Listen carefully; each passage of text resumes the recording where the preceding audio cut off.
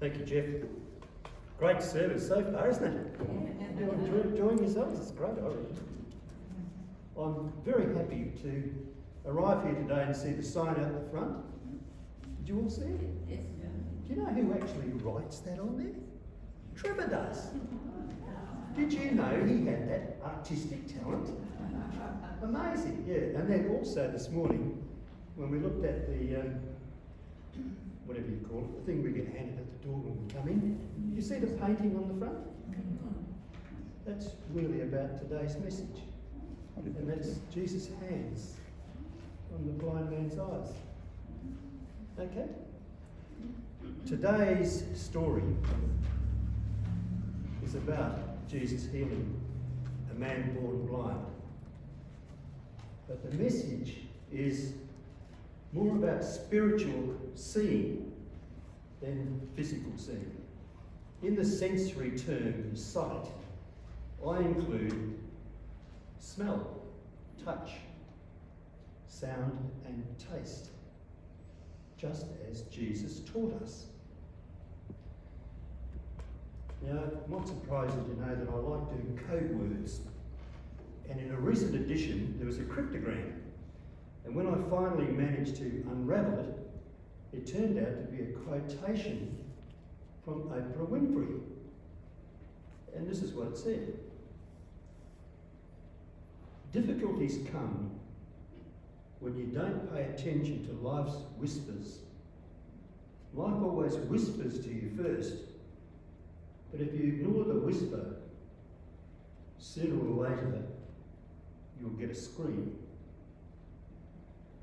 And I'm sure many people in this room can testify to that. Our five senses are there to experience life. We can see with our eyes open or closed.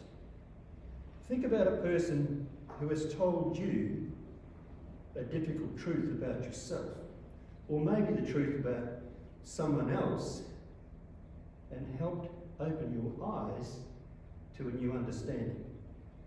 That's what a prophet does. They open our eyes to see what is and show us what might be. And Jesus often did this in people's lives. Just recall when Jesus opened the eyes of the Samaritan woman at the well. Her race, her marriages, her feeling of being in a losing situation were the reasons that Jesus took a different route from his apostles from Galilee to Judea by himself to pass by the well in Samaria. So many things happened at the well, as we often learn from so many scenes in the Bible. When we see with our eyes open, we can recognise the injustice of a situation, and we can feel the pain of another person. And the Samaritan woman's eyes were so opened. She suddenly understood the difference between the water in the well and Jesus' living water. And it changed her life. She left her history, the water jug, and her former thirst behind, and she brought all her village people to see the man who amazingly knew everything about her at the well.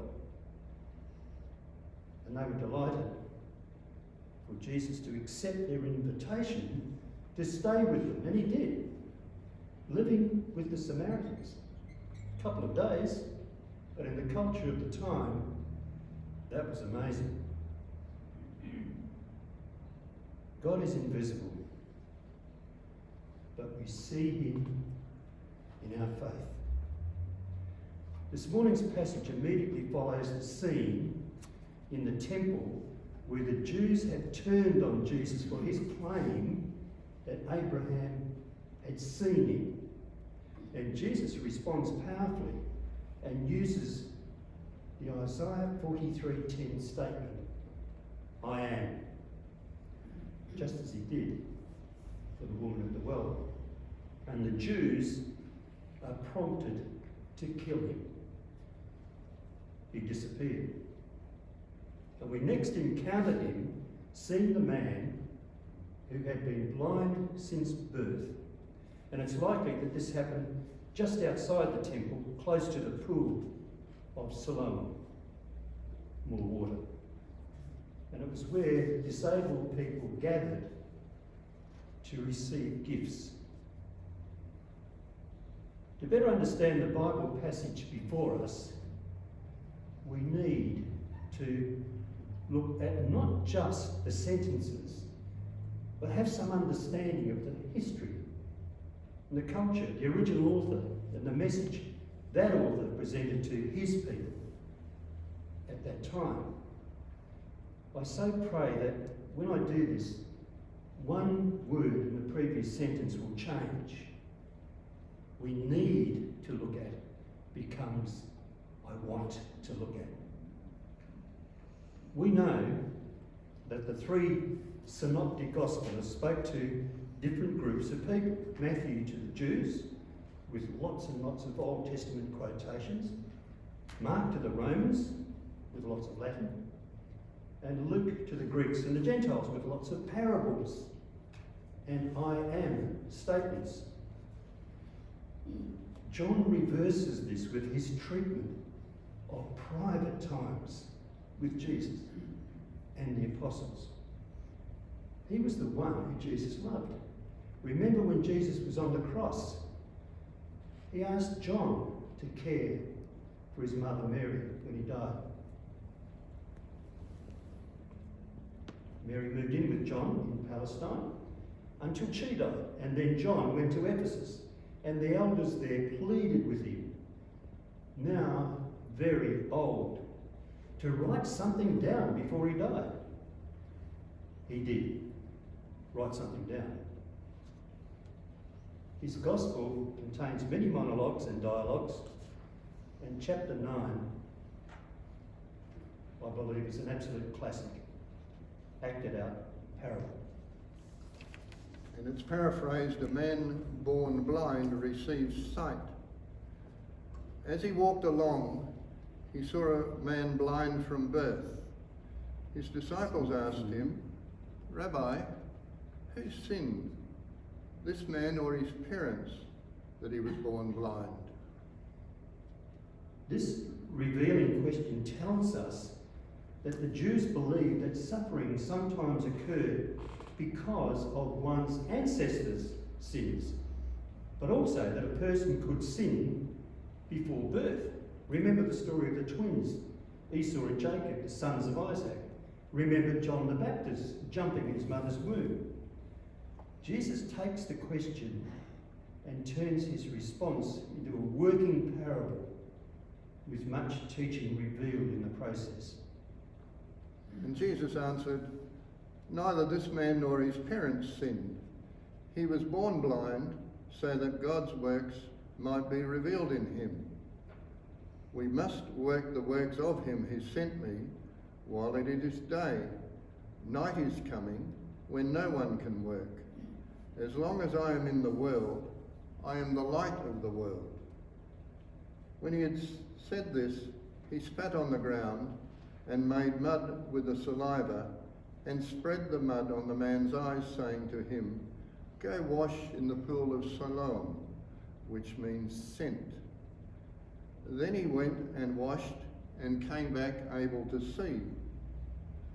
The neighbours and those who had seen him before as a beggar began to ask, is this not the man who used to sit and beg? Some were saying, is it he? And others were saying, no, but it is someone like him. He kept saying, I am the man. But they kept asking him, then how were your eyes opened? He answered, the man called Jesus made mud, spread it on my eyes and said to me, go to Siloam and wash. Then I went and washed and received my sight. They said to him, where is he? He said, I do not know. But then the Pharisees investigated the healing. And they brought to the Pharisees the man who had formerly been blind. Now it was a Sabbath day when Jesus made the mud and opened his eyes. Because the healing took place on the Sabbath, there was a matter of Jewish law at the time which prohibited any healing on that day. The Pharisees were divided on that matter. The dominant school of Shammai rejected the school of Hillel's practice of allowing prayer for the sick on the Sabbath, but generally turned a blind eye if it occurred. Then the Pharisees also began to ask him how he had received his sight. He said to them, "He put mud on my eyes. Then I washed, and now I see." Some of the Pharisees said, "This man is not from God, for he does not observe the Sabbath." But others said, "How can a man who is a sinner perform such signs?" And they were divided. So they said again to the blind man, "What do you say about him? It was your eyes he opened," he said. "He said he is a prophet." The Jews did not believe that he had been blind and had received his sight until they called the parents of the man who had received his sight and asked them, "Is this your son, who you say was born blind? How then does he now see?" His parents answered, "We know that this is our son and that he was born blind, but we do not know how it is that he now sees, nor do we know who opened his eyes. Ask him. He is of age, he'll speak for himself." His parents said this because they were afraid of the Jews, for the Jews had already agreed that anyone who confessed Jesus to be the Messiah would be put out of the synagogue. Therefore his parents had said, "He is of age, ask him." So for the second time they called the man who had been blind, and they said to him, "Give glory to God. We know that this man is a sinner." He answered, "I do not know whether he is a sinner. One thing I do know, that though I was blind, now I see." They said to him, "What did he do to you? How did he open your eyes?" He answered them, "I've told you already and you would not listen. Why do you want to hear it again? Do you also want to become his disciples?" Then they reviled him, saying, "You are his disciple, but we are disciples of Moses. We know that God has spoken to Moses, but as for this man, we don't know where he comes from." The man answered, "Here is an astonishing thing. You do not know where he comes from, and yet he opened my eyes. We know that God does not listen to sinners, but he does listen to one who worships him and obeys his will. Never since the world began has it been heard that anyone opened the eyes of a person born blind. If this man were not from God, he could do nothing." They answered him, "You were born entirely in sin, and are you trying to teach us?" And they drove him out. And Jesus heard that they had driven him out, and when he found him, he said, "Do you believe in the Son of Man?" And he answered, "And who is he, sir? Tell me so that I may believe in him." Jesus said to him, "You have seen him, and the one speaking with you is he." He said, "Lord, I believe," and he worshipped him. And we invite all of you to join us in saying, And so do we. Jesus said, "I came into this world for judgment, so that those who do not see may see, and those who do see may become blind." Some of the Pharisees near him heard this and said to him, "Surely we are not blind, are we?" Jesus said to them, "If you were blind, you would not have sinned.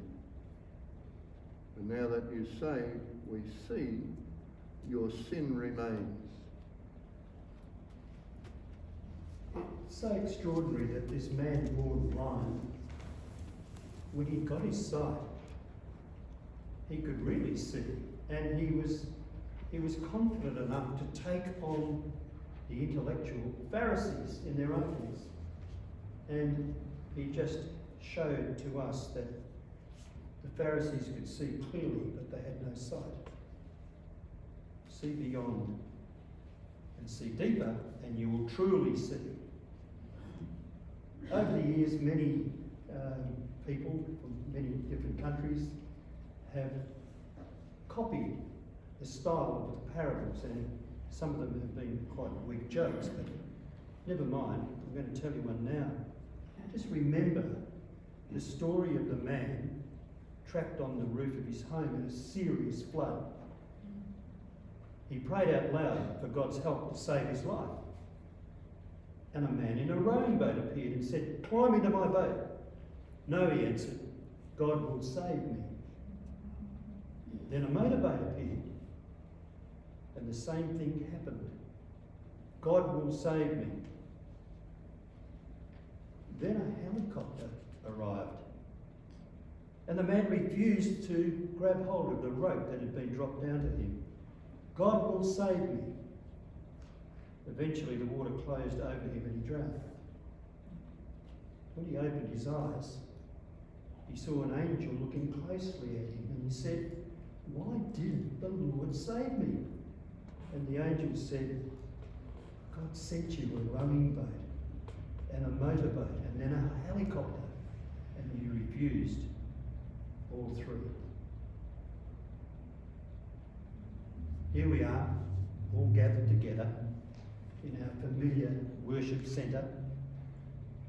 And as I look around this room and see you all there sitting in groups of friends and families, I love it.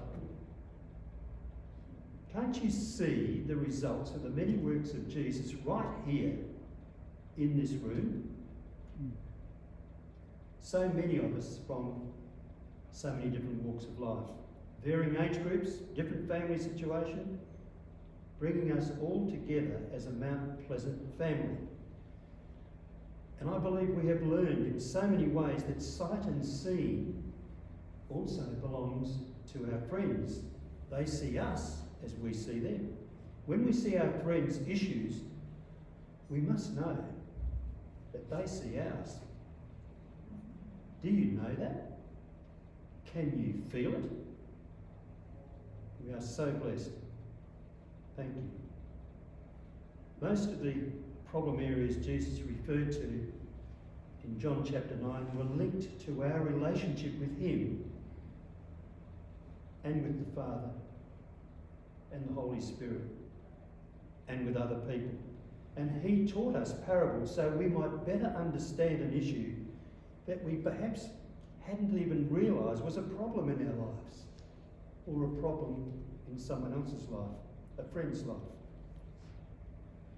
And when we listened by reading the Bible to his teaching, we then started to understand what he was saying. Let's pray. As John wrote in chapter 14:6, my absolute favourite passage in the Bible. "I am the way and the truth and the life. No one comes to the Father except through me. If you really knew me, you would know my Father as well. From now on, you do know him and have seen him."